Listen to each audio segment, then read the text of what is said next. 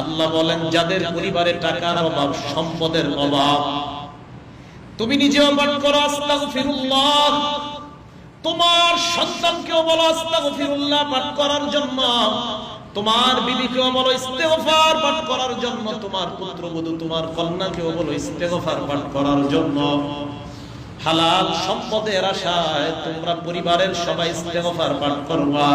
আল্লাহ বলেন আমি ওয়াদা করলাম ওয়ায়ুমদিদকুম বিআমওয়াল, তোমাদের পরিবারকে আমি আল্লাহ হালাল সম্পদ দিয়ে সাহায্য করার ওয়াদা করলাম। বিশ্বাস করেন, কোরআনে বলতেছে। হাদিসের মধ্যে যদি বলতো এই জায়গায় প্রশ্ন হইতো, আপনারা তো হাদিস বললে কোন হুজুর এটা সহিহ হাদিস, এটা কি সহিহ হাদিস না দুর্বল হাদিস? আমাদের বাঙালি এখন মাশাআল্লাহ এটা শিখে ফেলছে, কথায় কথায় কয় এটা সহিহ না দঈফ, বুঝেন না? কিন্তু কোরআনের কোন কথায় তো এই মাসালা জিজ্ঞাসা করা যাবে না, কারণ কোরআনের সব সহিহ। তো আল্লাহ বলতেছেন ইস্তেগফার পাঠ করো যাদের ঘরে সম্পদের অভাব, আমি আল্লাহ সম্পদ দিব। আমি কিভাবে বললে আপনারা বুঝবেন এই কথাটা, যে আল্লাহ বলতেছেন তোমরা সম্পদের আশায় ইস্তেগফার পড়ো, আমি দিব, আমি আল্লাহ দিব সম্পদ, কথাটা আল্লাহ বলতেছেন। তাহলে 3 নাম্বার, ইস্তেগফার পাঠ করলে সম্পদ দিবেন কে? আল্লাহ।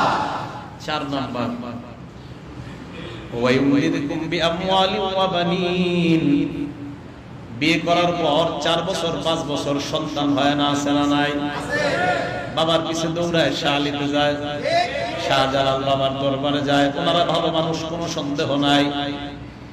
শাহজালাল রহমতুল্লাহ আল্লাহর ওলি, কোনো সন্দেহ নাই। শাহপরান আল্লাহর ওলি, কোনো সন্দেহ নাই। আল্লাহ যদি কোনোদিন শাহজালাল রহমতুল্লাহকে বলতেন 5টা মিনিটের জন্য তোমারে আবার দুনিয়াতে যাওয়ার অনুমতি দিয়ে দিলাম, যদি বলতেন, শাহজালাল রহমতুল্লাহ সিলেটের ওই কবর থেকে বের হওয়ার পর সর্বপ্রথম তার ভণ্ড ভক্তগুলাকে জুতার বাড়ি দিয়ে মাজার ছাড়া করতেন। আমি আমার দেশ থেকে আসলাম তোদের দেশে শিরিক বন্ধ করার জন্য, আর তোরা শিরিক করেছিস।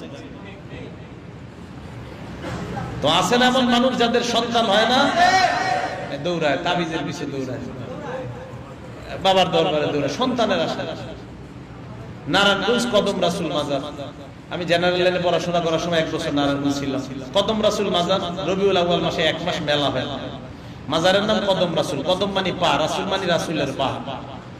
মাজারের নাম কদম রাসূল কেন কয়? হুজুর এই জায়গায় একটা পাথর আছে, যেই পাথরে নবীর পায়ের চিহ্ন আছে। আপনাদেরকে আমি জিজ্ঞাসা করি, এশিয়া মহাদেশে নবী আসছে? আমাদের নবী এশিয়া মহাদেশে আসছে?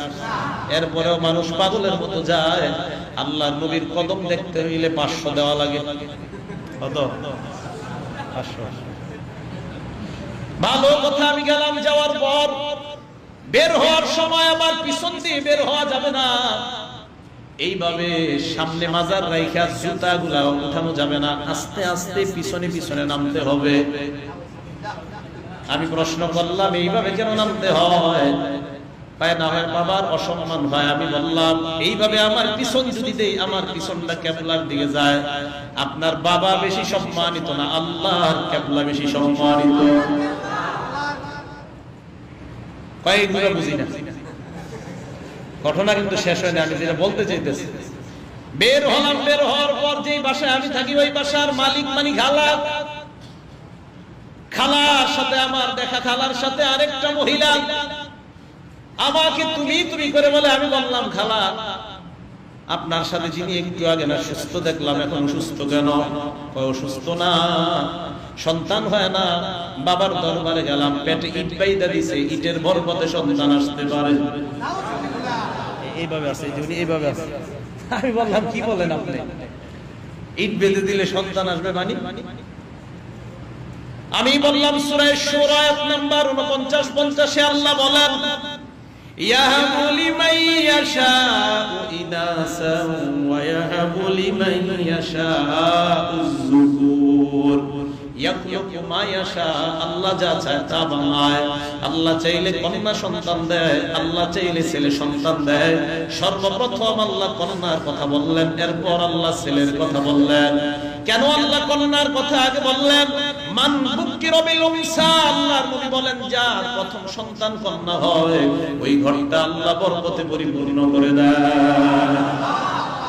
মানে যাদের ছেলে প্রথম আপনারা মেরা লেবেন সব আল্লাহ বললেন আমি চাইলে কন্যা দিই। সূরা শুরা আয়াত নাম্বার 50 49 এ বললেন যা চাই তা বানাই। 50 এ বললেন আমি আল্লাহ চাইলে কন্যা দেই, আমি আল্লাহ চাইলে ছেলে দেই। এরপরে দেখেন কি বলে, আউ ইউযাউযুহুম যুকরানা ওয়া ইনাসা, আমি আল্লাহ চাইলে ছেলে মেয়ে উভয়টা দান করি। ওয়া ইয়াজআলু মান ইয়াশাউ আকিমা, আমি আল্লাহ চাইলে ছেলেও দেই না মেয়েও দেই না, আমি বান্দা বানাই। তাহলে বলেন ছেলে মেয়ে দেওয়া না দেওয়ার একমাত্র ক্ষমতা কার?